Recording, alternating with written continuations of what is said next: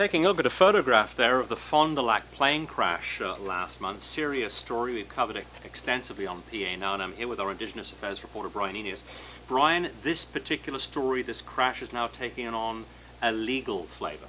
It is. It appears that 6 families have approached Tony Merchant from Regina to sort of start the process of filing a class action lawsuit. Okay, and it's against whom, and what's the statement of claim, essentially? So this is against Westwind Aviation and their sort of parent company, or the majority shareholder, which is Athabasca Basin Developments. And the statement of claim is making a number of allegations. I mean, these have all yet to be proven in court, but what the statement of claim is laying out is that allegedly the runway needed to be de-iced and it was too short for the plane in question. It appears that some people are raising concerns about the weight of the plane prior to takeoff. And it seems that there's some improper weight distribution of the passengers on the plane.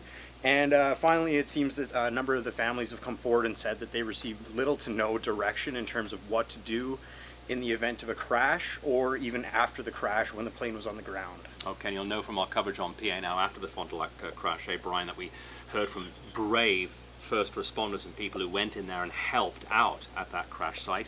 What's Westwind saying?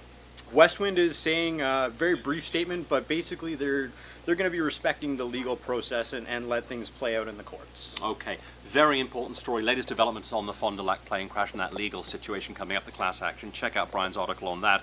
Also, remaining with the Indigenous flavor, Montreal Lake woman, a resident, is facing potential eviction simply by standing up for the democratic process. Find out all about that and other stories on PA Now.